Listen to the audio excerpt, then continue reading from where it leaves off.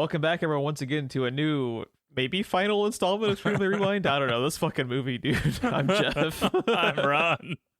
And, hey, I know when we create a time machine, we gotta stop, like, Hitler and stuff, but, like, in the top 5, maybe we gotta stop Friends and Family * month from happening. I don't know, man. I don't know. What was your initial reaction to this fucking nonsense that we had to watch for this episode, dude? It's pretty glorious. Yeah, I got some questions. There's probably no answers, but I got some questions, and I'm really curious how you feel about this movie because you're more in the bag for B movies. I am not. I'm gonna be really curious to find out later, like how much you actually ended up with the biggest quotey fingers of all time liking this movie. But yeah. But first, we gotta open up Screenplay Rewind with some Q&As, and I think you have a question for us, if I'm not mistaken. Yes, the question is submitted by my wife Christina, and it is, what movie do you think would be better if it didn't take itself so seriously? Batman v Superman. That was my immediate answer as soon as she said it. That was my absolute immediate answer. My brain immediately leapt to, why did you say that name? What did you do? What did you do? My mom's name is Martha, too. Let's be friends. But then you have that juxtaposed with Lex Luthor, who is the Jolly Rancher Jim Carrey King. Riddler. He's just Jim Carrey Riddler, but not charismatic. It's such a weird fucking movie. I cannot abide. Do not knock Jim Carrey Riddler. Jim Carrey Riddler's amazing. Oh, no, I like Jim Carrey as the Riddler because it's just fucking batshit. That's what I'm saying. It's like you take that and you take out all the jokes and all the charisma, and you have Jolly Rancher Boy. Oh, dude, that Jolly Rancher scene. What the fuck? How does that make it into the cut? I don't know. Was that scripted? Surely that's not scripted. I gotta know. Was the jar of pee scripted? I forgot about the jar of pee. Was that unprompted? Because what the fuck was that? Were they trying to kill the DCEU? Were they trying to kill it? I don't know, man. It felt like they were trying to kill it, Jeff. And then, like, the entirety of the third act revolves around the twist of Doomsday being a thing, which they showed in the first trailer. I know.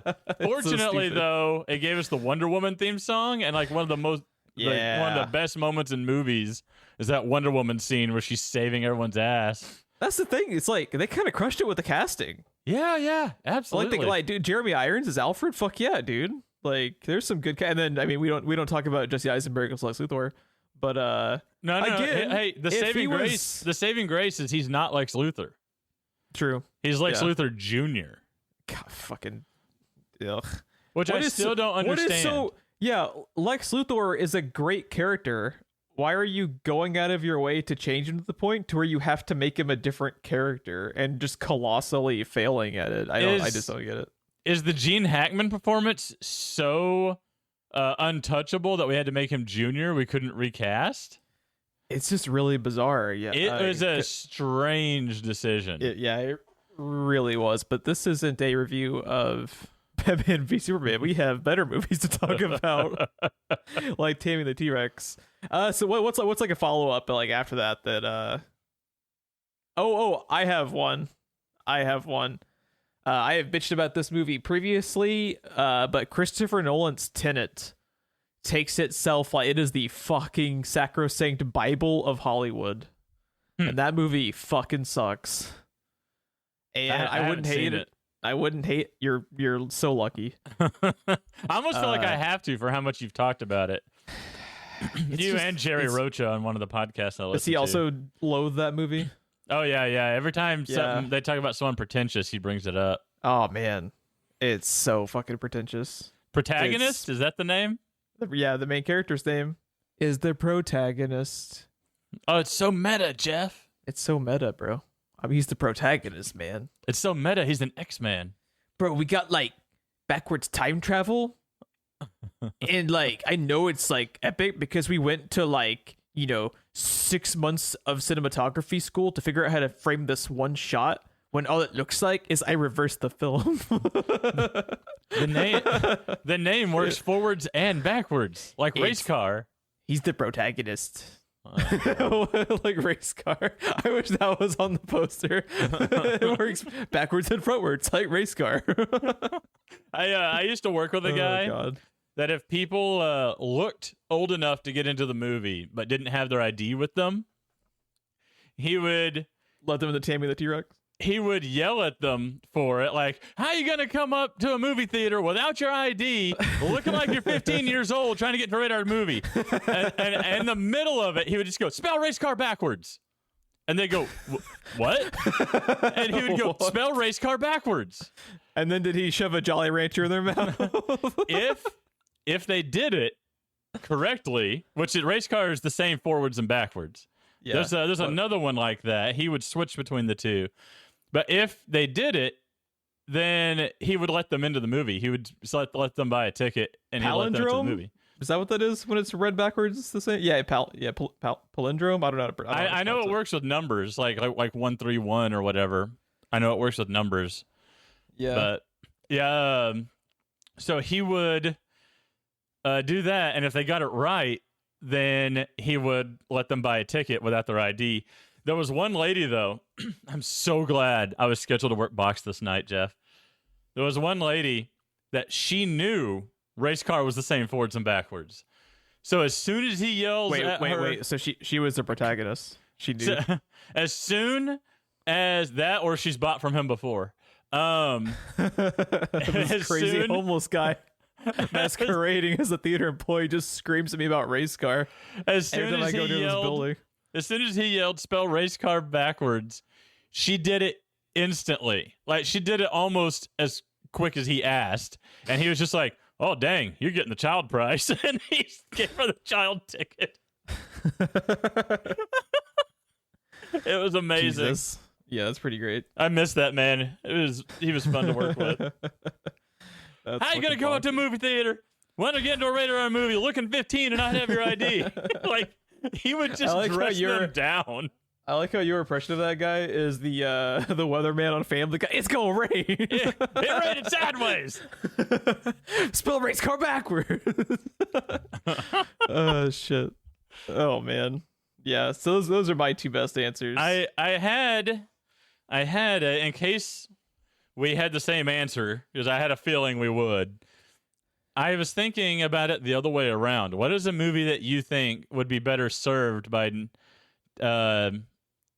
taking itself more seriously? By taking itself more seriously, yeah. I confused myself.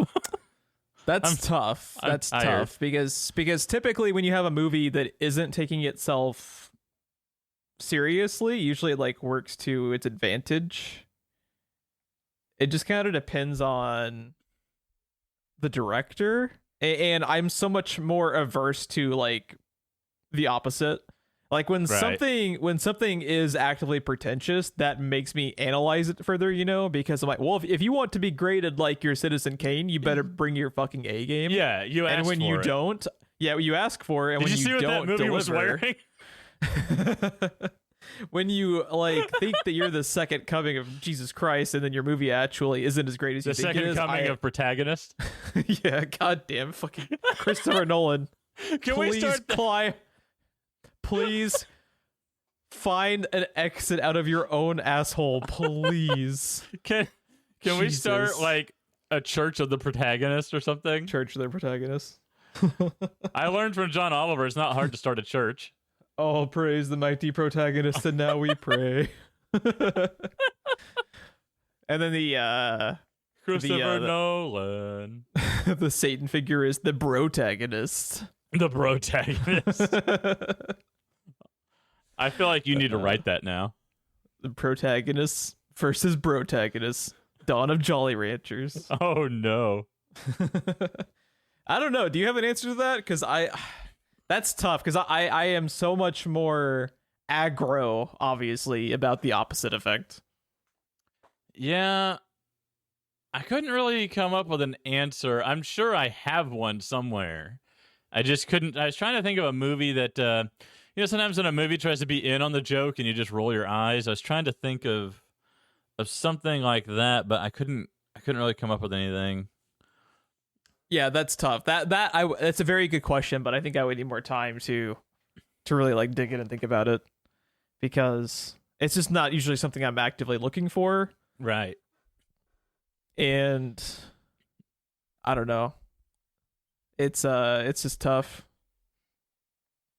Man, I'm scrolling through the images of Tammy and the fucking T-Rex and I'm just not ready for this shit. Oh yeah, we obviously clued everyone in at the ending of the previous episode, but if this is your first time checking us out, we had alluded to it earlier, but once a year, some would say it's the best time of the year, some would disagree. Usually us. We came up with the idea where once a month every year we will let our friends and family figure out a way to no longer be our friends and family, and they pick a movie like Tanny and the Teenage T-Rex, because this movie couldn't even... Tawny and the T-Rex? I don't even fucking know. This movie couldn't even be bothered to fix its own title card and its main character's name in the opening. And so the funny thing is, just while we're talking about it, you said that you thought you were crazy, right? Because the name was wrong. I felt like the name was changing, and I couldn't think of if it was just I'm mishearing it or what. Yeah, so they have little like placards, right, with like the font overlaid over the beginning of the movie with the title sequence and everything, and it says clearly Tawny and the Teenage T-Rex. Tawny and the Teenage T-Rex? What? And then apparently the movie's original title was that, which is the title scene on the restored uncut version. So the version that we watched is apparently the restored uncut version, because what hit theaters was an edited PG-13 movie. And whoa. Hit theaters? This film was in theaters? I think it was. There are prints of it apparently, according to the internet. So it was, my God. It was in theaters. It might have been one. But it was in theater. Tony in the Teenage Theater. That's it. It was in theater. The box office guy was just trying to get people to spell race car backwards. It was a whole thing. Yeah. So the original uncut version is that Tawny, I don't know, and the Teenage T. Because the funny thing is, they straight up call her Tammy in the movie itself. So it was corrected by filming time, but I guess they had already made the overlaid font for the title sequences. So I don't think the incorrect title is at the beginning of the cut version, right? But what's really fucking tragic, the ending credits in both versions credit Denise Richards as Tawny. Is that not fucking hysterical? Tawny or Tanny? It's incorrectly credited as Tawny. Tanny, just not Tammy. Opposite of Tammy is what's credited in both fucking versions. They fucked it up twice, dude. They fucked it up twice. It's hilarious. No. Yeah, this fucking. This is brought to you by Bobby. Thanks, Bobby. Appreciate it. Yeah, thanks, Bobby. But to be fair, Bobby gave us Spaceballs as a selection last year. Yeah. So he was nice to us last year, and he fucking made up for it, because I fucking hate this movie. I fucking hate the Tammy and the T-Rex so much.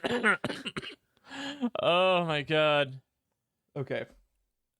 By the way, I just want to throw out, I feel like I sound like Harvey Firestein, and I apologize for that. Allergies in Oklahoma are fucking terrible right now. Yeah, I was telling Ron in the green room before we started recording, like this has probably been one of the worst, if not the worst, like allergy seasons I've ever had, and I have bad allergies every single seasonal change, just because I have terrible seasonal allergies and always have had just awful allergic reactions to shit blooming in the spring and shit like that ever since I was a little kid, and I'm having to take steroid pills right now to basically turn off my allergic reactions.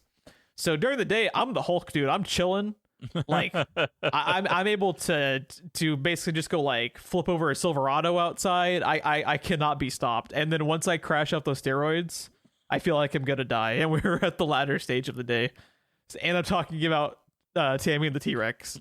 So this show has already been shown is gonna go off the fucking rails, and I don't know how to stay on like a structure like we usually are talking about this movie, because this movie has no structure because it was written in a literal week. Did you hear about that? No. Yeah, I got production notes about Tammy and the fucking T-Rex. God damn it, Ron. Also, why does the fucking pancake squished guy look like Pennywise the Clown? Did they just squish the fucking Pennywise costume? Oh my God. It's like, job's done. They just walked over to the Warner Brothers lot and just stole the fucking Pennywise costume because they had no more money to use. Someone was real proud of that. Yeah, we'll talk about this fucking movie. Will we? Yeah, we'll get around to it eventually. So, okay, just real quickly. Oh, by the way, spoilers for Tammy and the T-Rex. Full spoilers. Oh, yeah, just to confirm, we didn't have any more questions, right? I don't think we had any more come in. I didn't see any in the email or in the YouTube comments. I did not either. So we have more time for Tammy and the T-Rex. You're welcome, America. Let's go. Okay. So do you want to start off with the cast and crew?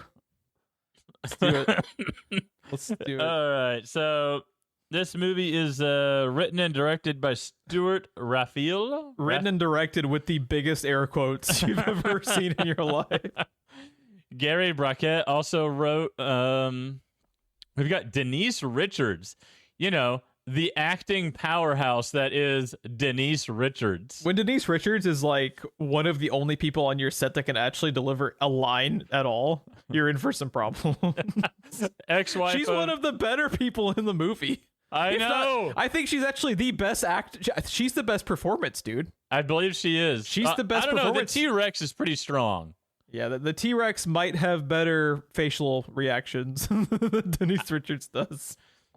But yeah, ex-wife of Charlie Sheen, Denise Richards, Hollywood icon. I hate this fucking movie so much, dude. I hate it. Is this Paul Walker's first performance? I mean, clearly, right? See. I will confirm while you continue with the rest of the cast. Paul Walker, probably best known for Fast and Furious franchise and Joyride, right? I would say so. Oh, this is not his first movie. Did he do an after-school special before this? Because this movie feels like an after-school special. I don't want to go to that school, dude. Because this movie has some fucking implications that are gross. Oh, yes, it does. This movie isn't just bad. This movie is grody, and I felt like I wanted to take a shower after watching it because it's disgusting. It's literally disgusting with some of the implications, mostly from the fucking perverted evil doctor guy. Jesus Christ. Yeah. We'll talk about that. So Paul Walker had been in some bit roles in a couple films before this. He had been in a few TV shows. This was probably his first leading asterisk role. Because he spends 90% of the movie not as in the movie. Yeah. He's very much his character from the first and second Fast and Furious, but dialed to 11 in this. I don't know. I don't remember many testicular standoffs in Fast and the Furious. I mean, it probably would have made the movies better. I wore a cup. Damn, son, don't you have balls? Wait, okay. Let's get through this so we can talk about some things. Terry Kaiser as Dr. Walkenstein. Walkenstein. It's pronounced Walkenstein. Theo Forsett as Byron, which may be my actual favorite character in this. I don't know. Which one's Byron? The black guy, the only black guy in the movie. No, the only black guy in the movie is Sheriff Black.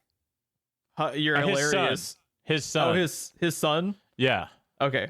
Her friend that knows about the T-Rex. Oh, yeah. I already forgot about that character. I can tell. Because you said the only black guy in the movie, and I was like, I remember there being the sheriff because he fucking is named Sheriff Black. Oh, you're so fucking funny, Stuart Raffle and Gary Brockett. I can tell you had a fucking week to write these goddamn jokes. Gross. Ellen Dubbin as Helga, which we're gonna get into that. Norval and Neville, I don't even know if I want to. George Flower and Ken Carpenter. The one person in all of this besides Denise Richards and Paul Walker that people might know or recognize is Sean Whalen. He's got bit roles in pretty much everything made in the 90s, and I think got one of those faces too where you recognize him because he's got like one of those character actor faces where you can like pick him out, but you can never remember a single thing you saw him in. Right, and I think he's done some voice acting stuff if I recall.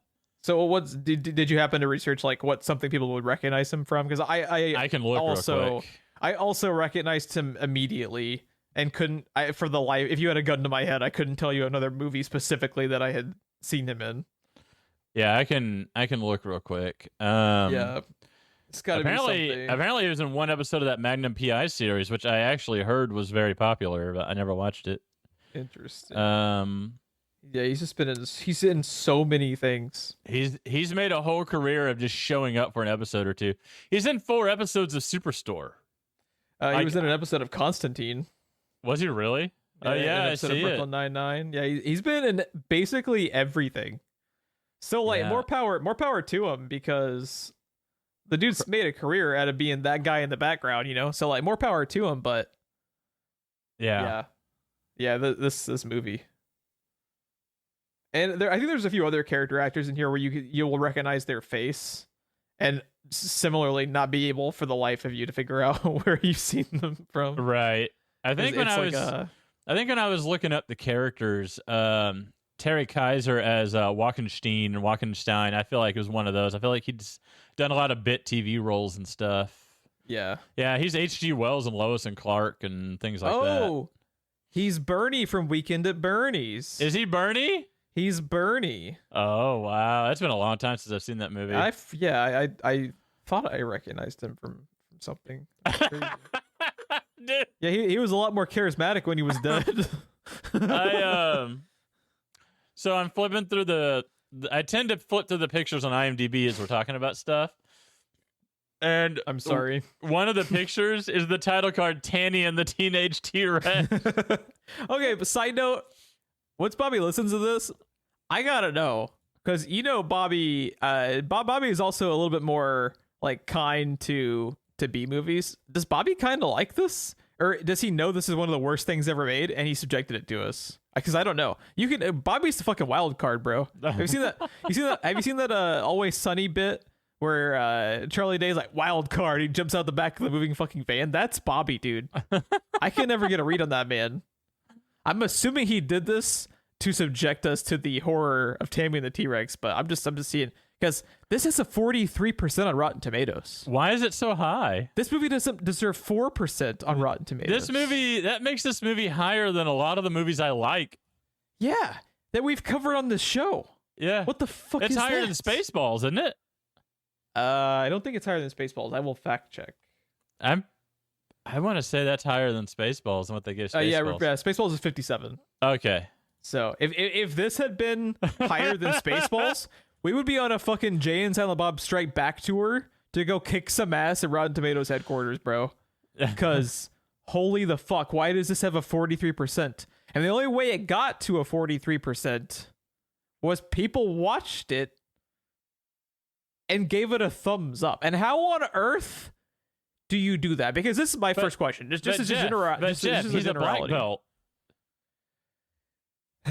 Just as a general question, because you like I asked earlier where you kind of fell on this, because you are more kind and you seek out more B movies because you're a fan of like your Sharknadoes. What are some other ones in that kind of like B movie vein that are intentionally bad? That you Attack like? of the Killer Donuts. I see that's a comparison I was gonna make because I like Attack of the Killer Donuts. So like I don't outright hate all of these. I just hate it when they're like this, when they're offensively bad and gross, and I want to douse myself in Purell after watching it. So where did you fall in on this? How much do you hate this? How much do you think this passes the kind of like Killer Donuts level of like, because it's a specific kind of meta to like be actively making fun of yourself while your movie's ongoing, and this, by the way, doesn't always do that. Yeah.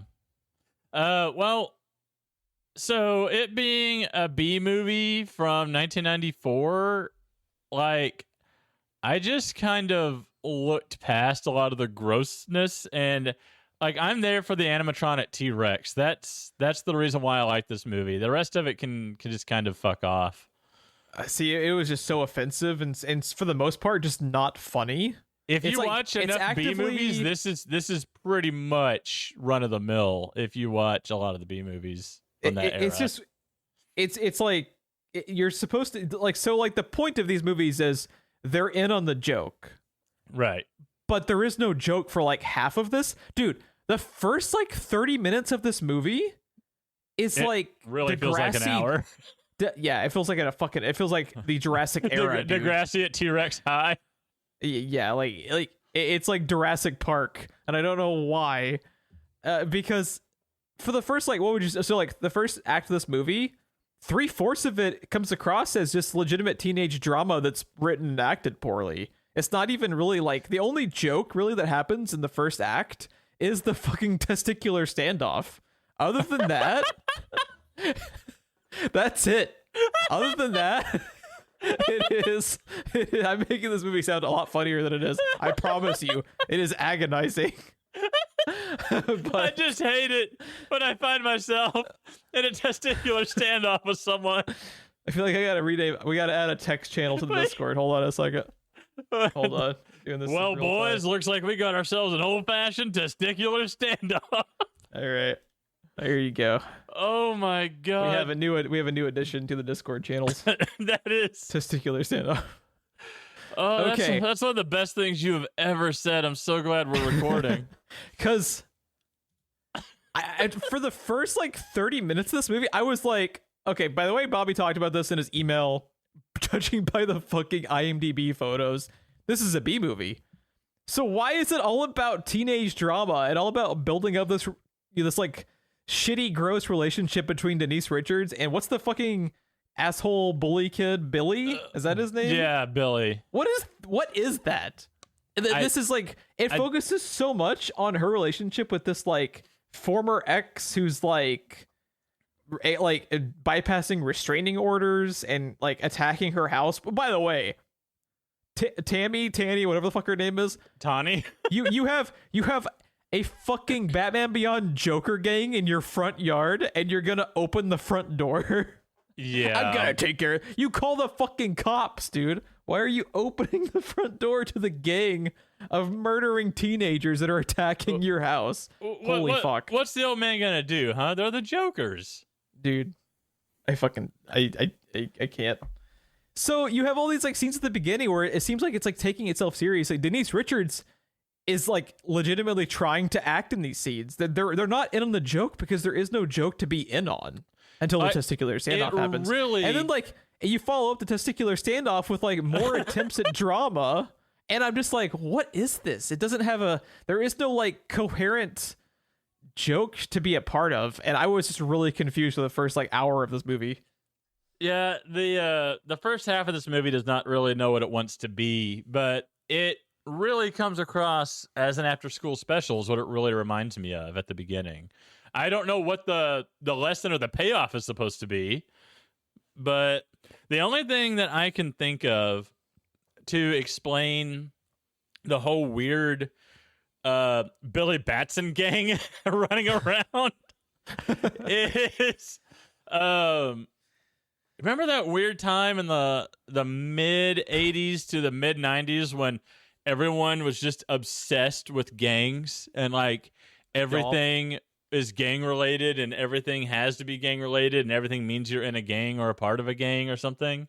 Like what you wear and like what you have on your head, the type of jacket you wear, whatever. You can't wear these things. You can't wear these colors because it's gang colors. There was a real reaction in movies. You see a lot in the first Terminator and stuff like that to gangs. And the only thing I can think of is this is still in that time period where it's a movie. It has to have a gang. Yeah. You know? Yeah. It's just, and what's also funny is like, this is the uncut version, and this is, what is it, like 93 I minutes? wish it had been cut. It's like I wish 90 someone would have cut me in the first half. Yeah. I wish Billy would cut me. Because just get through this. It flips on like a fucking dime to like, you have all this Degrassi level teenage fucking melodrama for the first like 45 minutes. And then, so it's like what pisses me off, and it's just like, you're wasting our fucking time, because if you're gonna make a B movie, make a fucking B movie. Yeah. You're not kidding anybody. Why are we making attempts at drama and acting and shit in Tammy and the T-Rex? Just go to the stupid shit. Just start with the stupid, like, did fucking Attack of the Killer Donut start off with a 45-minute teenage melodrama? Fuck no, it knows what it is, and it is that for You the don't whole remember time. all the donut drama at the beginning? It's like, this puts like Sharkenstein in like a whole new light. Sharkenstein is the Godfather compared to Tammy and the T-Rex, dude. Because you know what? Fucking Sharkenstein knows what it is. It absolutely knew it was. So did Velocipaster. Yeah, there's no false pretense. There's no testicular standoff to Velocipaster, which is a sentence I just said.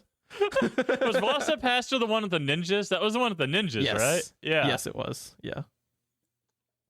Oh my god, that movie's glorious. Yeah. So yeah, Velocipaster I liked. I had fun with because it knows what it is, and it's not taking itself seriously at all, and it's actually funny. So like let's get back to some of the production details on Tammy and the fucking T-Rex, and you will understand how this movie came to be as bad as it fucking is. Okay, Ron, I got some production details for you from Wikipedia itself. All right, so Stuart Raffle, the director and co-writer, he was approached by a man who owned theaters in South America who had an animatronic T-Rex which was going to a park in Texas. The eyes worked, the arms moved, the head moved. He had it for 2 weeks before it was going to be shipped to Texas, and he came to me and said, "We can make a movie with it." I said, "What's the story?" And he said, "I don't have a story, but we have to start filming within a month." And so I wrote the story in a week. Don't you just hate it when that happens? Raffles says all the locations were within 25 minutes of his house. He has stated there was a large fire which took place during the shoot. See, that was an act of God trying to save the world from Tammy the T-Rex. Tawny and the T-Rex? Yeah. And that is, as a result, smoke can be seen in some shots of the movie. The story of the making of this is a better B movie than what is on film, dude. Okay. The first few minutes of the film take place in Newberry Park, California at Newberry Park High. The film crew kept the local Panther mascot and decorations during the filming. Raffle, the director, said, "I was just trying to do a film for people that like wacky movies." In other words, he laughed at the experience that I was facing, which is, what the hell are you meant to do with this material? I was sticking all this shit in it just to make it work. Of course, when you only have a week to work on a script, it is a bit thin. I'm also the biggest plagiarist. I'm constantly asking the cast and crew if they have anything better than they can add. And I can confirm to you, Ron, they did not. And I also love, this is my favorite part of the production details on Wikipedia. Are you ready for this? This is how the production section of Wikipedia ends. During production, one of the actors portraying one of the bumbling cops had a heart attack on set and required medical attention. Wow. And that is the ending of the production notes. Wow. Probably also another act of God trying to save this man from having to watch himself in this movie. Yeah. How does this movie exist? That's crazy. I think we know how. Someone gained access to a T-Rex, and they're like, "Fuck yeah!" And then you know what, Ron? They focused so much on whether they could. They never saw the ask if they should. Geoff, life found a way. It did. Tammy and the T-Rex found a way. Tammy and the T-Rex found a way. He did it. The crazy son of a bitch did it. Testicular standoffs and mirror are closer than they appear. Oh my god. Oh god. Okay. Let's start talking about some. Okay. What are your thoughts on Paul Walker as Michael and Tammy and the T-Rex? Oh my god. Now, to be fair, I like Paul Walker, but Paul Walker was like never like, the Gary Oldman of his time. Right. But fucking Paul Walker is so bad in this movie, it's funny to me. Here's the thing. Even when he's bad, though, he just seems likable. Like, I still just really like him, but he's not good in this movie. He's terrible as an actor in this, but yeah, he just had like natural charisma that made him like a likable dude. Like, this is a guy I would get a beer with, Right. Once he's old enough. Yeah. She's in high school. Yeah. I mean, they all look like they're Tobey Maguire high. To be fair, they all look like they're fucking 45 to me. Yeah, but Right. that's me. Yeah. So, okay.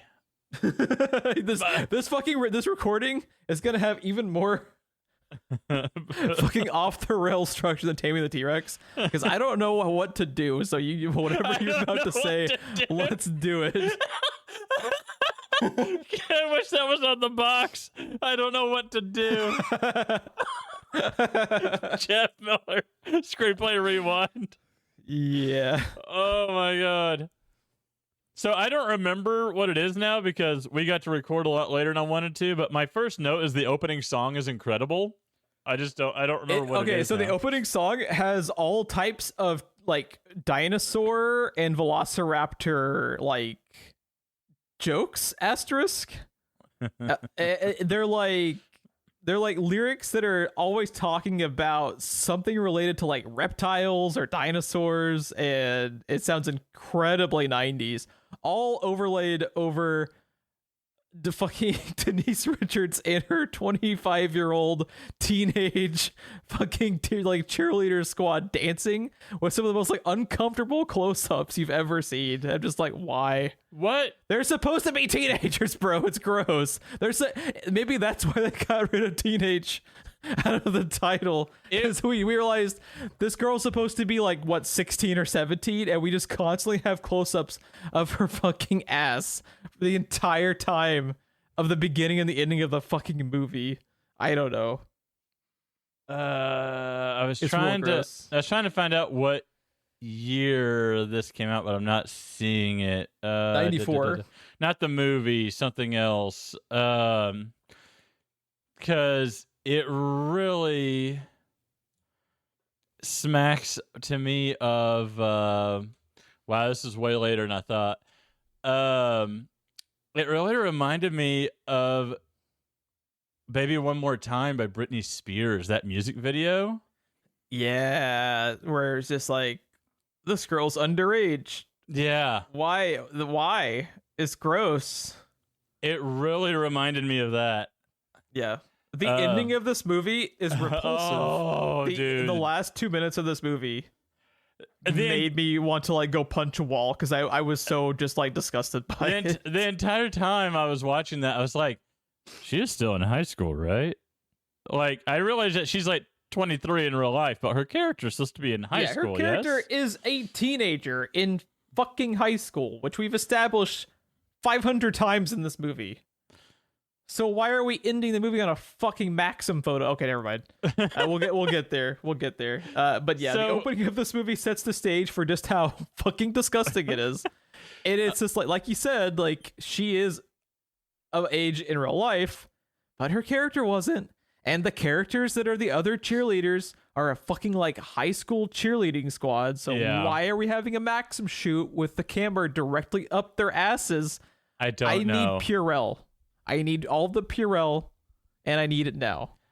Or just make me look like this like bulldozed Pennywise guy that gets flattened just I don't have to watch the shit anymore. Even if you were thinking Denise Richards was going to be some kind of sex symbol out of this movie, her character, again, is in high school. Yeah. Like... Not okay. Even for this. Not okay. This was gross. Okay. This was gross in 1994. You and I have many times in this show said like, yes, this is fucked up, but it's of its time. It was a thing of the time, and we didn't forgive it. You know, like whatever because we talked about it because we've covered some movies from the 90s, like Deep Rising and like Gone in 60 Seconds. I think that was like early aughts, but you know, right around that same kind of ballpark.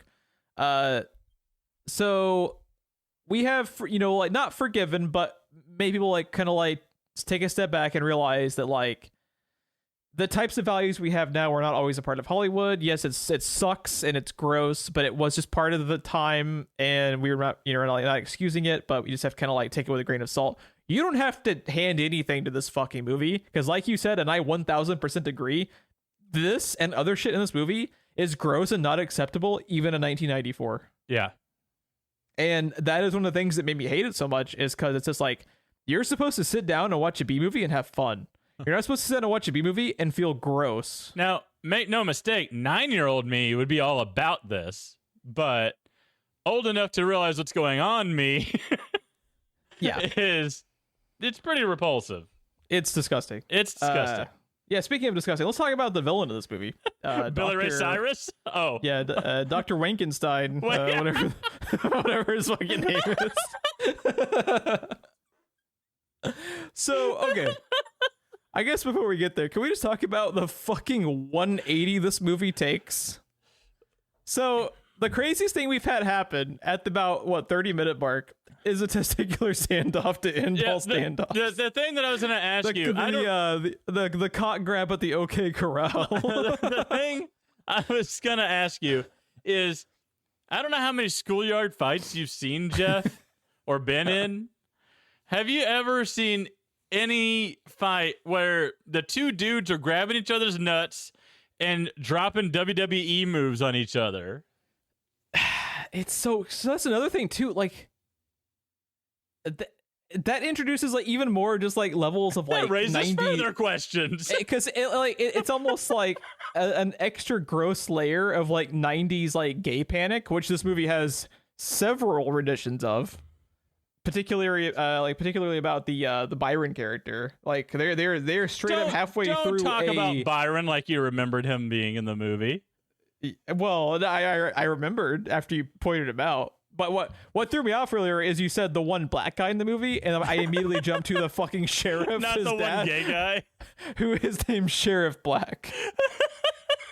We had to build the token characters into a token fucking family with Sheriff Black. God damn it, I hate this movie.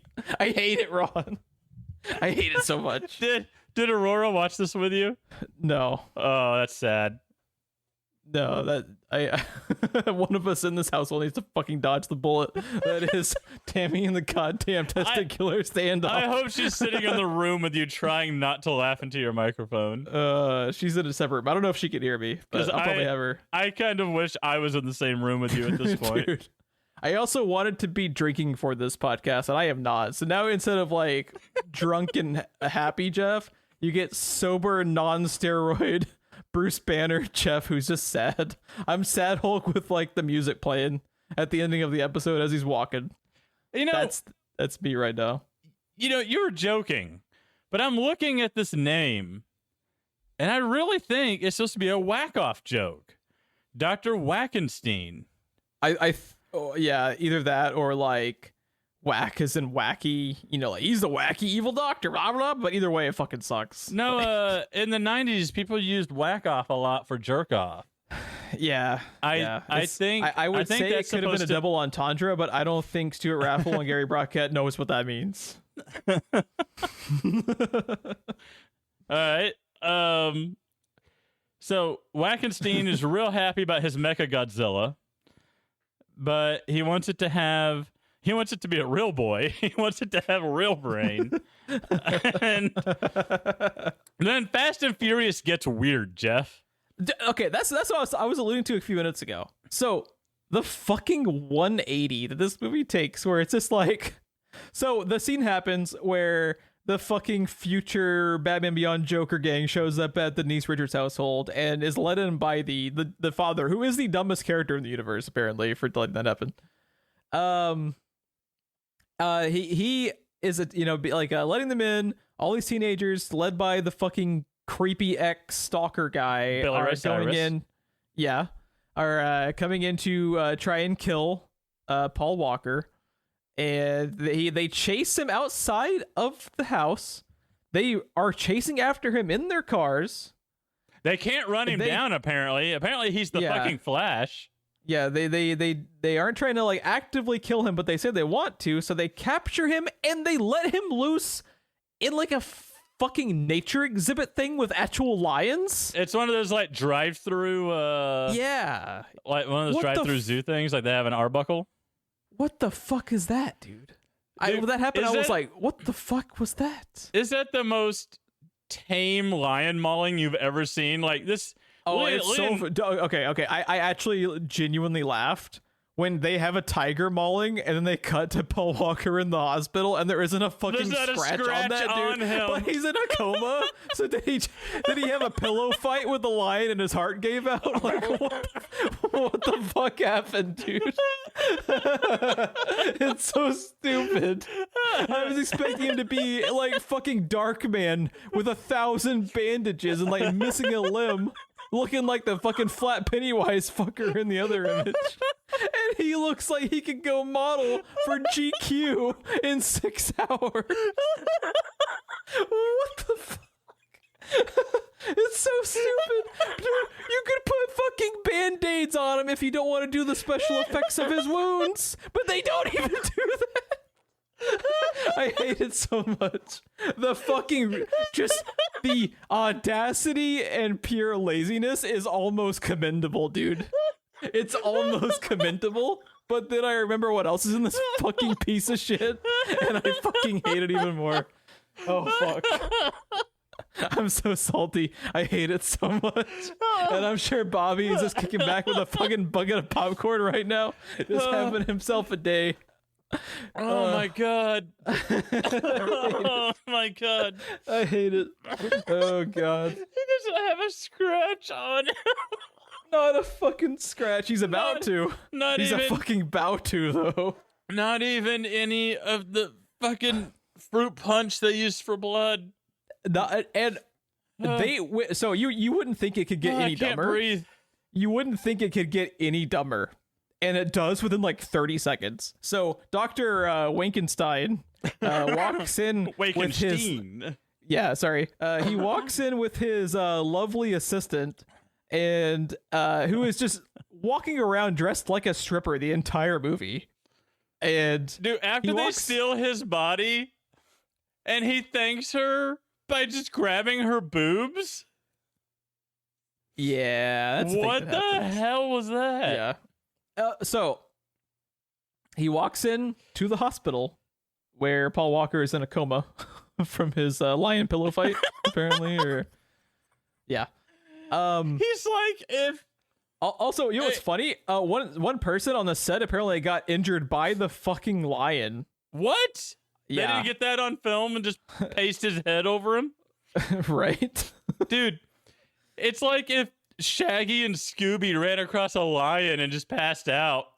If you weren't even going to show him fucked up and like physically damaged by the mauling, why wouldn't you just do a cutaway and just hear the sounds of mauling? You weren't going to show the after effects of it anyway, so you got a poor fucking stunt guy hurt for no reason. Because he didn't have to. There were no repercussions. He's fine.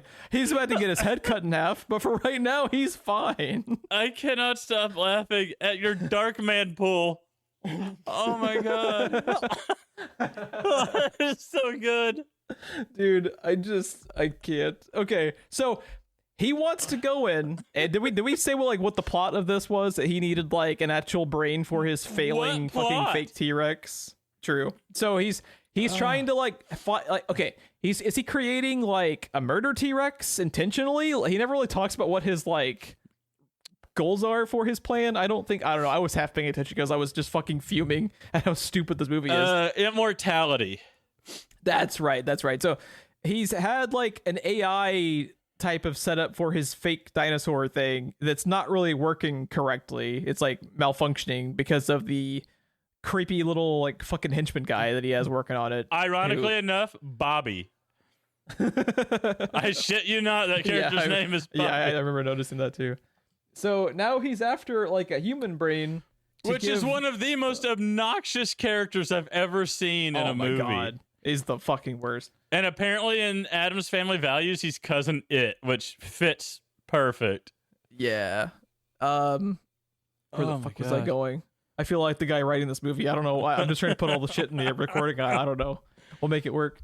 You know, I was gonna say it was even fucking stupider. He goes in. He wants a human brain. Paul Walker is in a coma, and they pull him off of the thing, like reading his heartbeat and his pulse, right? Right. And not a single fucking doctor or nurse comes into the room. Why do you think they have those monitors, bro? Yeah. Why do you think they have their fucking heartbeats monitored? Because someone's monitoring them. And no one fucking comes in to check on them, and they walk out with this fucking 17-year-old football player's body, and are about to go cut his head off. This movie is so stupid. Even for a week's worth of your fucking boot camp, someone is monitoring the fucking heart monitors, dude. God damn, this movie's fucking stupid. Okay. Are there any other stupid shit that happens around the hospital? There probably is. I watched this like 5 days ago, and this like my body and brain are just trying to like save themselves by probably actively deleting every memory of this piece of shit from my mind. So am I forgetting anything else that you can think of, Ron? No, I think that's pretty much it, because then they wheel him out to the car from there, and then there's a boob grab, and then they throw him in the car. And then there's a boob grab. Yeah, you know, when you have to take your boob break, right? Yeah. Your you got the testicular standoff, and then you got the boob grab. That's the first act, and this is the second act. Yeah, there so you go. Then we get back to the lab, I think, from there. Mm-hmm. And, you know, I have to say, the special effects in the surgery scene and the sound design are not half bad. They're not. They have some really bad stand-in dummies, but that's always bad in movies in the 80s and 90s. That's part of the fun of a B movie too, right? Yeah. But the sound design, it's mostly like the camera angles and things like that aren't that great. But yeah, a lot of the sound design, other than the color of the blood, it looks like High C Fruit Punch. Yeah. Other than that, God, I am like so fucking snotty after laughing as hard as I did. Oh God, I still have tears going down my face from that. You're welcome. Fucking Dark Man. Was that's Liam Neeson, right? Dark Man? Yeah. And Sam Raimi? Yes, sir. We could have covered that movie, Ron. I feel like we should, by the way. Yeah, we totally should. Anyways, it's mostly the way they hold the camera and the fucking characters. Like, Bobby is so obnoxious. I could not wait for him to die. He's the like henchman, like AI creator sidekick, right? Not the bodybuilder who's only there to lift up the dumbbell to the T-Rex's mouth. I have a black belt. I really he's in a bodybuilder costume too, just to reinforce the fact that he's a bodybuilder. No, slash wrestling uniform. No, do you know what he reminds me of? What's that? He looks like Jean-Claude Van Damme in every Jean-Claude Van Damme movie. Oh shit! Yeah, you're right. If all he was missing is doing the splits, and you're there. Oh, and he even says, "I have a black belt," right? Like, yeah. Jean-Claude Van Damme does a lot of martial arts in his movies. I feel like Bobby is an Igor reference. It's pronounced Igor. I feel like he's like an Igor reference or something. He's a little short dude. He's kind of obnoxious. He's got that voice. Yeah. He's got what is young Frank? Is it Morty Feldman? Was that his name? He's got like Marty Feldman. I don't know. I'm pretty sure that's. I will fact check. But yes, continue. But yeah, a little bit of Marty Feldman from Young Frankenstein, like that kind of energy to him. But like without any fucking charisma or acting talent whatsoever. Yeah. But we go from there to actually.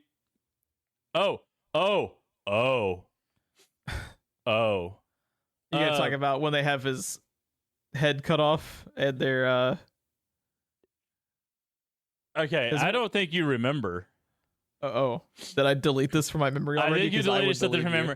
There is a kayak commercial with a brain surgeon, and there's a point when like he's sticking the brain to like make the body come up and high five him and stuff in that commercial. That I feel like whoever made that kayak commercial had seen this movie. Oh, really?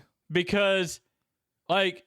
He's like, watch this, and he like makes Paul Walker's dick go up and down and stuff. Yeah, like, that is one of the implications I was talking about earlier. Because not only does that happen, but he says we'll have to remember that for later. Talking to his disgusting. So necrophilia is okay? Yeah, that's what it's 1994, bro. Necrophilia was all the rage, dude. That's not a joke, and it's not funny. It's just fucking gross. Yeah. What are you doing? It's pretty bad. It's disgusting, man. Like, what is that? Well, it's bad enough that he does it, period, but we'll have to remember that for later. Yeah. Jesus Christ. And he's not even 18. They're talking about the body of an underage kid. Yeah. It's gross. Why does this movie exist? Why are we giving money? And I know it's like mostly like, I guess, self-funded because the way this movie came together, but like, someone's got to tell them no, man. Someone's got to like, we're not showing this at the fucking theater, bro. Well, when you direct and write and produce and sometimes star in your own thing, there is no one to tell you no. Yeah, it sounds like the George Lucas prequel problem. Just like everything goes in because I'm a genius. I was going to go with Madonna, but yeah, because Madonna has that biopic coming out that she is starring, she's writing, she's directing, and she's producing. That sounds like a great idea. So you know that can possibly happen. You know it's going to be historically accurate down to every detail. Yeah, every detail. It's going to be flawless. Yeah. So that won't be glowing or fake at all. There's literally no one to tell her no. Yeah. So, you know, in this movie, when you're directing and writing and producing and trying to crank it out as fast as you can, and you have trying to Winkenstein it out as fast as you can. You have to fill 90 minutes or whatever this runtime was. There's no one to tell you no. You're in a rush. You're not giving the script a second pass. So yeah. Did it have a first pass? No, because it seems like most of it was just made up as they went along, like as they were filming. Whatever was like I would be fascinated to know, Ron, how much of this movie is just improv. I imagine more than you would want it to be. I feel like probably at least a third of it, if not half of it, is pure improv. And they had to film it so fast they couldn't do another take if they wanted to. So like as he was talking about in that interview I talked about from the Wikipedia page. When he was talking about like everything going in, you know, it's staying in. I don't think they had a choice. I think whatever fucking unfortunate bullshit was improvised for the scene is in the final cut and then final uncut of the movie. Yeah. Yeah. But it's the kayak commercial is actually kind of funny. It's just freaky. This was not funny. No. But yeah, then we go from there to him waking up inside the T-Rex, right? And from there, I feel like the movie finally starts. I don't know why this movie could not have just started at this scene. Yeah, it's really... I don't need to know about Denise Richards. I don't need to know about Paul Walker. I don't need to know about the testicular standoff. Although I'm kind of happy I do. You know what's also fucking hysterical when you think about it, Ron? So he's in a coma, right? He's a football player.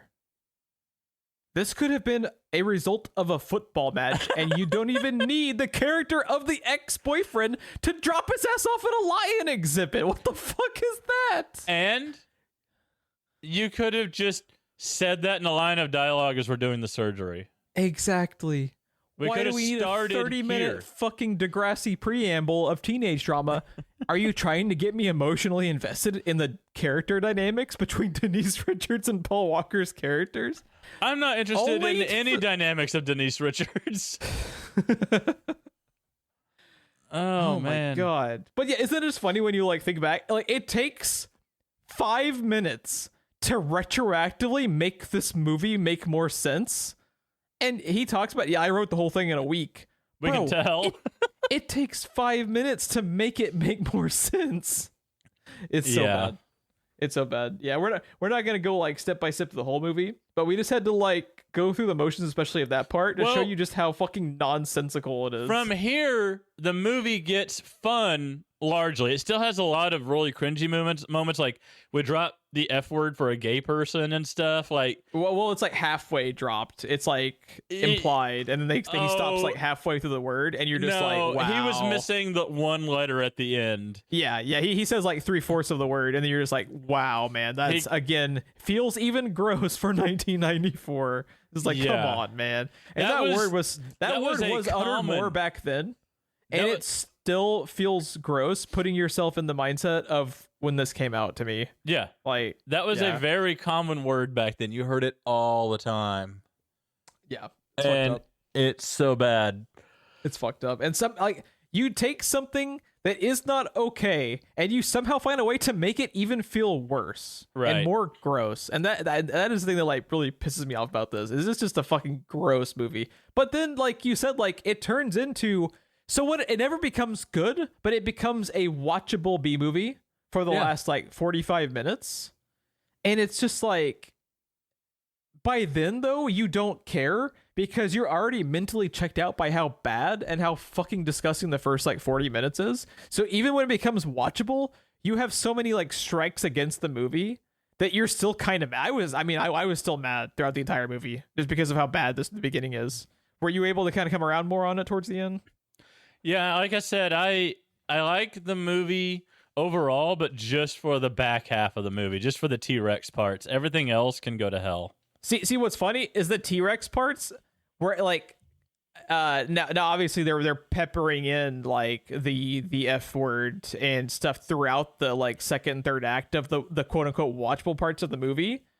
And parts of the like when it becomes a legitimate B movie are entertaining to watch because you're just kind of watching to see how crazy it's going to get next. That's kind of like what is engaging about it is you're just like, just like a B movie, what's the crazy thing that's going to happen next? But then the thing that really was like the final fucking nail in the coffin was the ending scene that we'll talk about with Denise Richards basically doing like a Maxim photo shoot. That was when I was like, okay, go fuck yourself.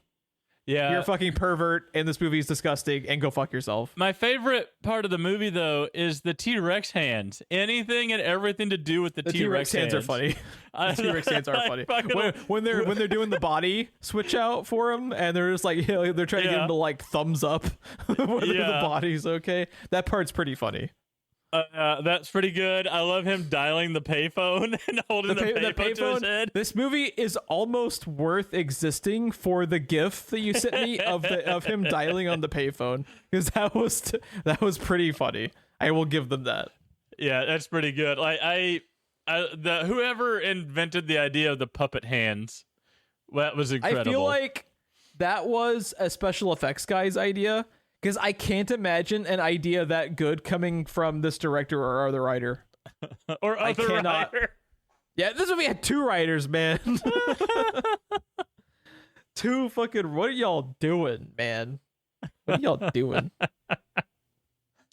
Yeah. The amount of like gay panic, homophobic jokes about Byron in the movie are gross even for the time. Yeah, I like the character. I don't like the reason the character's here. I feel like the character only exists to make those jokes. Yeah, they really do. Because they needed to have like an angle. Do anything with Byron. The only reason that the fact that he's gay factors in is so they can make the jokes. It has nothing to do with anything. He is purely like that. So they have a thing to talk about in scenes he's in as they're actively making fun of him. Right. He's like a conduit for them to have dialogue to say. He's a legit good character. Like he's legit funny, and Theo Forsett was really good. Yeah, he's trying. Like he's actually trying.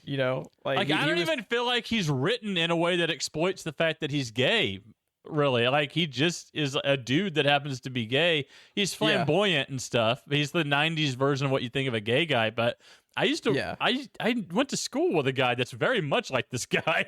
So, Yeah, he's kind of like, what's funny is like with how audacious this movie is, he feels kind of like reserved in his performance, which is good. He makes it a little bit more believable.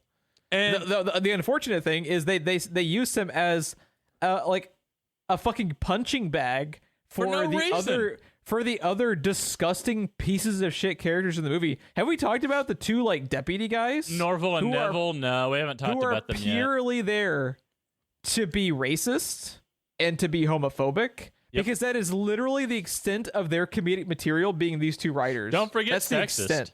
Yeah, that too. It's gross, man. It's disgusting. And those two characters, every time they're on screen, I want them to get ripped apart by the fucking T-Rex so bad, and I don't think either of them ever does. No. And it's a big letdown. Yeah, because like if you're gonna have characters like that are such colossal pieces of shit, granted, I don't think the writers view them as that way. Oh no, because of how inherently sexist and bigoted they are. They're supposed to be the likable, lovable, bumbling cops. Is what they're supposed to be. Yeah, and what they actually accidentally made them are the two pieces of shit scumbag movies that a B movie that is actually made correctly would relentlessly murder in the third act, because you'd be like, yeah, fuck those guys. But they don't realize they are those characters at all. They are actually the embodiment of everything that's wrong with the police force in real life today. Yeah. It's bad. It's real bad. It's real bad. It's real bad. Real bad. It's real bad. Oh, another character who is just a colossal piece of shit for ostensibly no reason is what is up with the other girl who is obsessed with the crazy stalker X guy, who basically like starts up the entire movie by actively trying to get Paul Walker killed. I have no idea. She is like always like, yeah, he's grabbing his nuts. Yeah, get him, Billy. Oh, I see. Tammy is making out with Michael. I gotta call Billy so Billy can bring his band of bigoted douchebags, and they're gonna break into their house. Oh, it's so hot. It's like, what is this character, dude? Who is this lady? I think I've seen the band of bigoted douchebags once at the BOK Center. Oh, God. Oh, my God. Sounds like an anti-establishment band if I've ever heard one. But what's weird is her character has like repercussions to herself being a piece of shit, because she gets her leg bitten off, you know? And like Billy gets killed because he's a piece of shit. And it's like those characters have like, they're kind of like, you know, just desserts. So like, why does anyone else towards the ending of the movie, like the bumbling, stumbling, fucking racist pieces of shit, have their like, you know, comeuppance? They don't, because they don't realize they're bad characters, because they are bigoted. What did I say? Band of bigoted douchebags? Yes, that's these fucking writers and director, dude. They're pieces of shit. Yeah. Oh my God. Yeah. It's insane. Dude, the fact that this movie exists is fucking mental when you really think about it. It's crazy. Dude. Also, I don't think the writers or the director have ever had sex before. That sex scene was the exquisite acting on Hollywood Babylon. Is that what it was? So when you told me that coincidentally this was the exquisite acting, the scene that I thought was for sure going to be the one in the movie, or sorry, in the podcast for exquisite acting, was, you remember when they fake resuscitate Paul Walker in the hospital? Well, that's it. That is so absurd that when I first saw that scene, I would have bet my fucking life savings that was the exquisite acting scene. And for it not to have been, that shows you how fucking bad the acting is, dude. But yeah, continue. I was floored when they announced that was the movie that they were doing for exquisite acting, when Bobby had just picked this. We had just announced this movie. Well, yeah. How many thousands of exquisite acting segments have they had? And it is the exact week that we're going to be having like our recording that's the one. That's bonkers. Bonkers coincidence, man. But oh my God, that entire sex scene is just laughable in the worst way, because Billy Ray Cyrus has no idea what he's doing, just like her. Yeah. And by the way, we talked about the name that his name is Billy, and his haircut and his wardrobe is very much Billy Ray Cyrus. Yeah. I think his facial hair too, right? Doesn't he have like the little goatee? No, I think he's clean shaven. Yeah, he looks to be clean shaven. Huh. He's like Billy Ray. He's just not full Billy Ray Cyrus. He hasn't evolved yet. Yeah, he's not level 35. He's stage 2 Pokemon evolution, but not the full not the full third one. So he's getting there. Not the full Billy. Yeah. Oh my God. I don't even I'm scrolling back through just remembering. And this is probably just me more than anything, but Denise Richards' wardrobe for the funeral and everything, and she wears in every scene after that. Why is she a vampire all of a sudden? She looks like a vampire stripper. like the rest of the movie. You can fucking tell that she's sparkling, bro. Because she is like fucking half naked at the funeral for her boyfriend, dude. Yeah. What is this? It's so fucking bizarre. I did like, though, at the funeral, you could see the T-Rex just standing in the background. And no one else notices. His own funeral. See, that's funny. That's funny. This movie has a couple of scenes where you can't help but laugh because they're genuinely funny. And then you're just like, why don't we have more of that? You know? Yeah. Why do we gotta fucking boggle this shit down with some of this nonsense?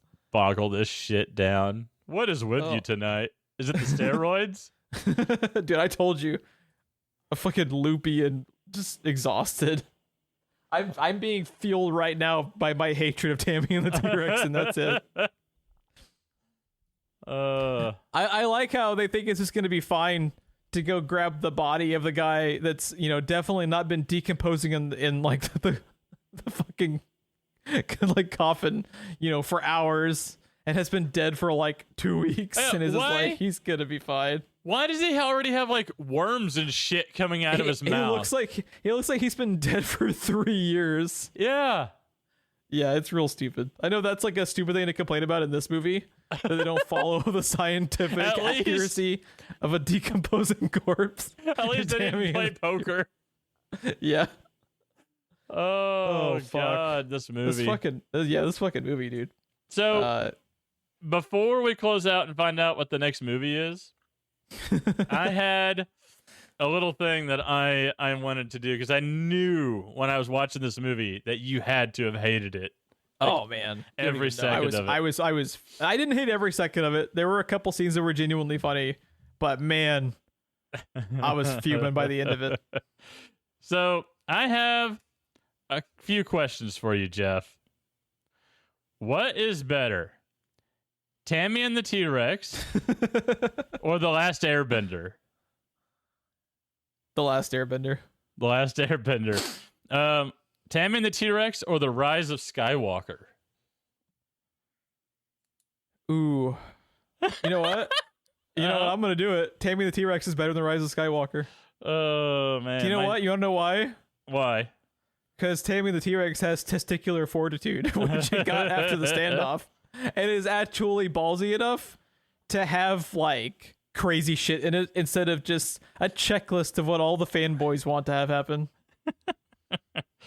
All right, what is better? Tawny and the T-Rex or House Shark? What's the opposite of a Sophie's Choice? Is it a Sophie's Choice? Man. And so Rebecca's I have to pick which one's worse. I think Tammy and the T-Rex is worse. Yeah, so House Shark is better. Because House Shark is better.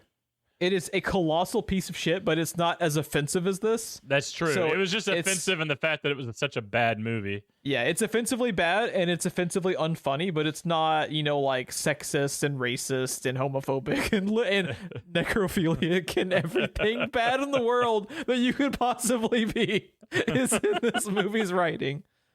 All right. Tanya and the T-Rex or Sharkenstein? Oh, Sharkenstein's better. By like a million %. What about Tammy and the T-Rex or the Eternals? Why you gotta make me say that? I'd rather watch the Eternals, dude. That fucking breaks my heart. Fucking put my brain in a T-Rex animatronic, please. Put me on my misery. All right, Tanny and the T-Rex or James Cameron's Avatar? I'd rather watch Tammy and the T-Rex because while it is offensively a piece of shit, it's an 1.5-hour piece of shit instead of 5.5 hours of shit. It's at least original. I will get the Band-Aid ripped off faster. All right, Tabitha and the T-Rex or Godzilla 2016? I'd rather watch Godzilla 2016 because at least Godzilla 2016 has like 3 minutes of a pretty cool fight at the end. I can like fall asleep for the first 5.5 hours of the miniseries and then wake up for the ending when they actually like have cool shit. That fucking and then movie, call it dude. a day. That fucking movie. And then I get weirded out by the fact that they're married in that, but just recently in the Avengers, they were brother and sister. It was strange. Oh yeah, with Aaron Taylor Johnson and Elizabeth Olsen. Yeah, pretty weird. It was like the year after Ultron too. It was like right after it. Yeah. Dude, they must have thought they had it made doing that. Oh, well, I guess Godzilla was a hit though, wasn't it? Everyone liked that movie. I don't know why. It wasn't. I don't know why. It's not a good movie. So Tammy and the T-Rex or Dragon Ball Evolution? I'd rather watch Dragon Ball Evolution. That was a long silence. So what made it kind of close, but not really? I have nostalgic love for Dragon Ball. Okay. So it's personal to me. But Dragon Ball Evolution works better as a B movie. So you prefer... even though I don't think everything in Evolution was intentionally bad, it works in that vein better than this, I would say. So you prefer Shenlong over testicular standoffs. See, now you got me rethinking my rankings. You put it that way. But yeah, I would rather watch Dragon Ball Evolution. All right. Tammy and the T-Rex or Batman versus Superman? I'd rather watch Tammy and the T-Rex. No contests. All right. We've already hinted at this one, but I have to ask. Tammy and the T-Rex or Twilight? I actually haven't seen Twilight. But based on what you know. But based on what I know, I would rather watch Twilight than Tammy and the T-Rex. Let's see. We got 1, 2. We got 3. By the way, good. Bro, you had an extensive list prepared. Like that's you did more research into this list than the writers did on this movie. So good for you. You said 3 times out of 10 that you would rather watch Tammy and the T-Rex. Yeah, I was hurting at the end. I was sad that I had to kind of let you in on what was happening when I texted you and you sent me Batman versus Superman. I was like, oh. See, I've been screaming and raging about Tammy and the T-Rex for the last hour. I'd forgotten we even had that conversation. So it was still a pretty good surprise. I was running out of movies because I kept thinking of movies and I was like, no, wait. He actually likes that one. I hate that one.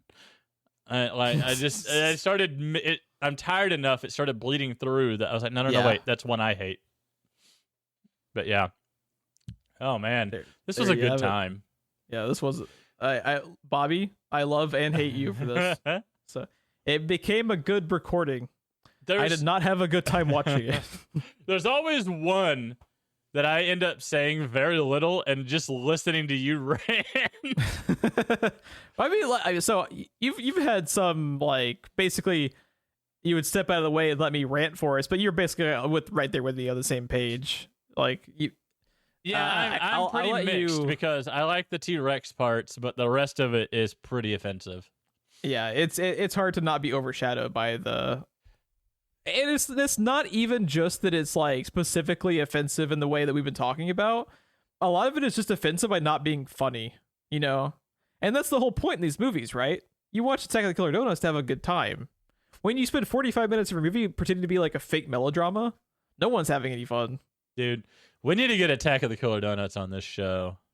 That is a good movie that more people should see. Agreed. It's fun. Did we cover that on like your Twitch channel?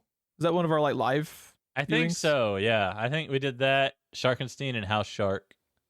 Sharkenstein. Fucking House Shark. I didn't think House Shark could be dethroned, but it has. Do you remember that scene in House Shark? The only thing that was left of the two people was literally their anuses. Yeah. You remember the guy who was Abraham Lincoln for no reason? That was an interesting choice. He had stuffed his grandfather. His grandfather's in the corner of the room. Like, what the fuck? Dude, oh, man. Oh, Jesus Christ. So I will give you just a couple minutes to kind of like sum up your thoughts after I spend an hour and a half ranting. So what are some of your thoughts on this movie that we hadn't already covered? Because I didn't mean to overshadow you. This movie just made me so angry, and my anger for it was all that was keeping me like conscious throughout this recording because I'm so tired. So yeah, you take it away. Say whatever you want, brother. No, I pretty much said my piece. The thing is, you and I are pretty much right there together. We're just over the line in opposite directions. Whereas you hate this movie because of how offensive it is. I kind of like this movie because of the T-Rex parts, but it is overshadowed by the offensiveness of it. So we're like standing back to back on the line on this movie, I think. Yeah, and it's a bummer too, because like when it is just a legit B movie, it has its moments. It's just it can't get out of its own way, and there's not nearly enough of that B movie like material to it. Like the stuff with like the T-Rex hands is funny. The scene when the T-Rex is like attacking the party is entertaining because you're just like you go into that B movie mode of what makes them fun is that you're just like, Jesus Christ, this is so insane. What can happen next? And it gets that vibe for a while, and then they just, continuously take a shit over what they have that's actually working, because it has no idea, I think, actively what is working in a given scene versus what's not working in the very next scene. It's just all over the place. Yeah. Dude, that moment when the T-Rex hands pick up Byron and they pick him up, set him down on the ground, then dust the dirt off of his jacket. Yeah. It's so funny. That's pretty good. Yeah, I want to know Bobby's full thoughts on this. Yeah, Bobby, write in. Let us know. Yeah, I want to know. Go ahead and write in. We'll have it at the beginning of the next episode. We'll have like his kind of thoughts on, because I'd like to know how much of this works for Bobby as a B movie and how much of it doesn't work as the colossal piece of shit that it is. That it is at its core. But yeah, this has been a time. This has been a time. This has been an hour and a half talking about Tammy the T-Rex and the hour and a half that I spent watching Tammy the T-Rex. I will never get back. I'm not sure how to think about that. This movie has now taken like 3 hours of your life. It really has. Yeah. Man, what a fucking movie. Yeah. Yeah, so the moral to the story, if your buddy gets ownership of a T-Rex for a month, don't make a movie. You could find better things to do with your time instead of just like actively making one of the worst movies that has ever been put on film. I don't know. I think I'd have to make a movie, and it would have to be better than this no matter what I did. No matter what you did, it would be better. Because I know what I want from my B movies, and this mostly is not it. Nope. Nope. Nope. That is my review. Put that on the poster. Nope. Is there anything else that you want to touch on before we announce the next movie? Nope. Nope. Nope. Nope. Nope. Nope. All right. So we are one episode. My testicles are standing off. Oh, mine are standing by, dude. We gotta go. We got 3 more of these. Just waiting in the wings. Just waiting in the wings. Oh, fuck. All right. So, first, before I announce the next movie, because we still have 3 more of these to go, and I'm scared of what's to come in the future, because I feel like people are going to be actively standing by to troll us after the way this shit went down. People are changing their responses. Yeah. The next 3 weeks, all 4 people picked... Wouldn't have guessed it. Tammy and the T-Rex. So that is our life now. Could you imagine reviewing this for a year? Man, I just imagine I think that's how you get the melted people at the end of Raiders. You subject them to Tammy the T-Rex for 52 straight weeks, and that's what you look like, man. You first know, so after like the 5th or 6th month, when you're at the halfway point, you look like Paul Walker in this, where he's like all maggoty just instantly for no reason. You just look like the deflated guy. Yeah. You just look like the deflated guy. That's a black belt. Then at the end, you're at full face melt. That's when you know you've reached the pinnacle of taming the T-Rex. Doesn't she roll up the guy and carry him off or something? Yeah, she does. Like a fucking fruit roll up, dude. That's not fruit. That's a meat roll up. Oh my God. For fuck's sake. All right. If you would like to follow more of this show, and God help you if so, we're on Twitter at SPR Filmcast. If you have any questions for Ron and myself to discuss at the beginning of an episode, feel free to always write in screenplayrewind@gmail.com or send us a tweet at the aforementioned at SPR Filmcast. Any ratings or reviews you can give us on whichever podcast platform you found us on are always appreciated, and share us out to your friends. If you do you know someone who had the misfortune of watching Tammy the T-Rex? Do they need we gotta create like Testicular Standoff Anonymous. Yeah, like with Testicular Standoff Anonymous. We'll have like a hotline. Yeah. I It'll feel be a like whole a thing. testicular standoff is a bro down in South Park. Yeah. The bro down. Oh, I forgot about that. That's great. All right, Ron, would you like to know what our next movie is going to be? That's a real Soapy's choice. It's a real Soapy's choice. I have good news. Soapy seems to have brought a good movie to the table. Did he? He did. So that's unlike him. Yeah. So I will just start off. So I have, as we talked about before, when we announced Bobby's episode, for these, if people want, they can send like a couple of sentences that we basically read off as the reasoning behind their selection for the show. And this is Soapy's selection, Soapy's choice, as Ron had pointed out. Have you heard of Memories of Murder? No. So Memories of Murder is a Bong Joon-ho movie that I have been wanting to watch for a very long time. Do you know who Bong Joon-ho is, Ron? No. So you do, you just don't remember his name. Have you seen Snowpiercer? Pretty sure you have. Yes, long time ago. This is the director of Snowpiercer and Parasite. Okay. This is one of his earliest movies. This is supposed to be like an insanely good movie. I've always wanted to watch this. I just never got around to it. So it's from 2003. It was one of his earlier movies, and it is based on a real-life serial killer in 1986 Korea. It's supposed to be like a really like gritty thriller that's supposed to be very, very good. Always have heard really good things about this. I just have never seen it. But this is Soapy's and the very first thing is he said, do not look up like any facts about the case because it's supposed to be very, very realistic in the actual depictions of the serial killer and everything. So try to avoid spoilers by not looking up anything about it so it can be fresh and not spoiled. So he said, don't look up anything about it, but it's called Memories of Murder. And he said, I picked this because it's a super underrated Bong Joon-ho movie given the success of Snowpiercer and Parasite. He's watching if we could tell he was going to be a successful director this early on. And he said, and since my last pick was to torture Geoff with The Last Airbender, I owed it to you to pick an actually good movie. So we might have a good movie. Oh, thank God. I can't handle another Tammy the T-Rex. So there you go. And it is available for rent for... I think it was like the $3.99 or like $2.99 price on your Apple TV and YouTube, if I recall. Yeah, Apple and YouTube. It's available for rent, so that's where you can check it out. Yeah, well, thank you, Soapy. Yeah, it's supposed to be good. I'm excited. He said he had he considered Parasite, but I have seen Parasite, and I'm pretty sure you have not seen Parasite. No, I wanted to. Yeah, Parasite's a trip. I think you'll like it. It's fucking nuts, but it's really good. He was gonna pick that, but he wanted something that neither of us had seen, so he went further back into his catalog because he's a big Bong Joon-ho guy. Okay, so, cool. There you have it. So we're going from Tammy the T-Rex to Memories of Murder. That is a roller coaster ride. Whiplash. That is a whiplash, bro. Yeah, but I'm excited. Potentially good movie. Please. For the love of God. For the love of God. Please. Have a plot. Don't you just have a plot, please? Just please have a plot. Yeah. Oh, man.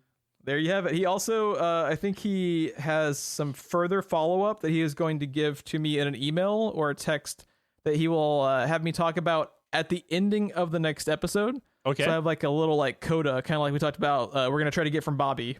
Like, Bobby, what the fuck did you think of Tammy the T-Rex? I am so curious. And if you like it, if you did like it and we just shat on it for an hour and a half, I have to know why you like it and defend your actions, Bobby. Defend yourself.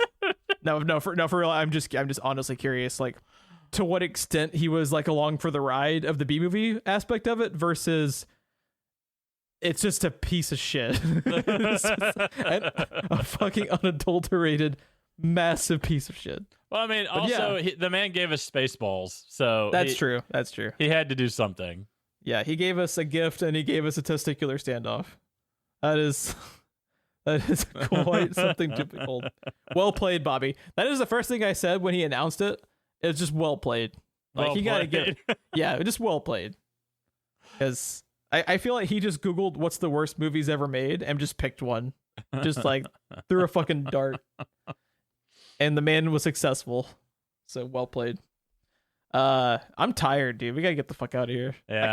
I can only yell so much on my microphone before I just pass out. I did want to plug something that is not related to movies or our podcast real quick. All right, go ahead. Something wholesome, actually. If you do not follow Not That Will Smith on Twitch, anytime he is not streaming, he has a bird cam going on his Twitch. It's a live feed to a bird nest he found at his house. He bought a camera and mounted it to look into the bird nest. That's kind of awesome. So it's a 24-hour live stream of these birds raising a family outside his living room window. No shit. Yeah, that's pretty cool. I'll have to tell Aurora about that. She'll like that. He if he's streaming, obviously it's Fortnite, but anytime he's not streaming, it is 24 hours a day. The birds set to lo-fi beats. Nice. Because he said he picked a camera without a microphone because it's right outside his living room window, and you would hear every conversation he has. So it has no microphone, and it is just lo-fi beats playing in the background. That's kind of does he like racking up just like an insane amount of viewers because it is the very, very strange shit like that just pops off on that platform and just has a bajillion viewers. Right. Like they actively leave once he comes onto his own channel. It's not the bird thing, man. Fuck this. I'm out. He actually streams it from his streaming computer. So the podcast he does that I was listening to, he had a live feed of it on his desktop at all times because he has OBS actively open while he's recording the podcast because he has to. So yeah, but it's pretty good and wholesome, and I've been checking in on the birds every once in a while on the bird family. There you go. Yeah, that is a wholesome way to end this recording. I appreciate that. We need a little bit more wholesome shit in the world. So we've only got there you have it. We've only got a little over 100 followers, but still there might be 100 people interested in knowing about that. Hell yeah! So and that was Not That Will Smith. Yes, Not That Will Smith. I love his tweets that have been happening. I love his tweets that he's been doing ever since the Twitter blue checkmark shit went away. Oh man, he's been like just straight up hilarious with his tweets. So again, well played. But yeah, this has been a trip. But this is actually one of my favorite times of the year is when we do these because we don't know what the fuck's gonna happen. It could be good. We could get a Spaceballs. You could get whatever. It just happened for the last 90 minutes of my life that I'm just blanking on even what I've been saying. Maybe this is like the stupor that like the writer and director felt after they wrote this thing. You know, they're just like, wait, what the fuck did we just do? Because I don't know what I just did. I was just screaming in the void. Christina may have her choice locked in. Okay. And then I'm curious what Aurora's is going to be because that's we're doing 4 this year, right? Yeah. Yeah, we just had the 4. So. Unless we have like we might, did you have anyone else that you want to add? Because I'll do these longer if you have other people that you want to. I don't know anyone else, Jeff. You got the bird family. They're your friends. They do have the bird family. That's all you need, man. If I ask my dad, it's just gonna be Avatar. Fuck. That's his favorite movie. So. Yeah, and that would just be a ball buster because we'll have to talk for 5 hours about how much we hate the 3-hour Avatar movie, and that would just be a letdown. Yeah. Someone's gonna pick it though. Someone's gonna pick it someday. So, Chris picked. Was last year when Chris picked Spirited Away? I believe so. So yeah, she was too good to us last year. So she's gonna be diabolical. So that's gonna be terrifying. I'm more afraid of that than the serial killer that we have to talk about next week. So yeah, tune in next time when we have Memories of Murder on the Friends and Family selection for Screenplay Rewind. So yeah, I'm excited. So thanks again, everyone, for listening, and have a good night.